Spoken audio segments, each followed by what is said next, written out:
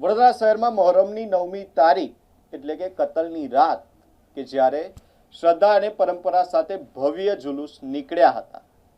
હઝરત ઇમામ હુસૈનની શહાદતની યાદમાં મુસ્લિમ સમાજ દ્વારા માતમી માહોલ વચ્ચે અકીદત વ્યક્ત કરવામાં આવી. અકોટા, દિનેશ મિલ રોડ અને સયાજીગંજ સહિત શહેરના વિવિધ વિસ્તારોમાં કલાત્મક તાજિયા સાથે જુલુસ પ્રસ્થાન થયા હતા.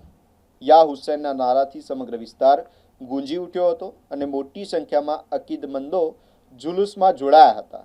જુલુસ દરમિયાન કાયદો અને વ્યવસ્થા જળવાઈ રહે તે માટે ટ્રાફિક વ્યવસ્થાનું સંચાલન સયાજીગંજ પોલીસ સહિત શહેર પોલીસ દ્વારા સમગ્ર વિસ્તારમાં કરવામાં આવ્યું હતું અને ચુસ્ત બંદોબસ્ત ગોઠવવામાં આવ્યો હતો.